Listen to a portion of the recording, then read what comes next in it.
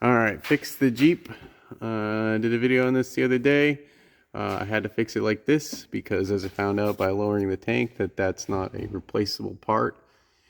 I had to take the bend out of it, which kind of sucks, but it's got plenty of flex in this piece. I just used the Dorman kit here and put one of these guys on. It's pretty long, so anyone that shows is not in all the way.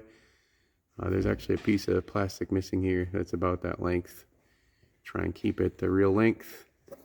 Keep this guy from having to replace a gas tank, which I'm sure is kind of expensive, and I don't like doing, just because then you got to get all the gas out and all the other nonsense, switch over all the things. You got to buy new things, you got to replace them, or switch them over. That's silly when I could just push on a nice piece like this. The piece that we did get, it's over there, you can't see it, it is this one. Makes sense now why I couldn't find this in the diagram from Chrysler for a new piece, because you clearly see it's part of the tank, and so we fixed it for him. Dorman makes this kit for fuel repair. Maybe I'll do a fuel tool review video on it soon.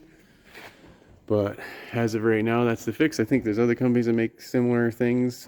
This part sucks. It does not like to work. I end up using a big pair of channel locks to push it the rest of the way on. And this guy won't have any more evap leaks, so he's all set. Thanks for watching. Just wanted to show you when it's in.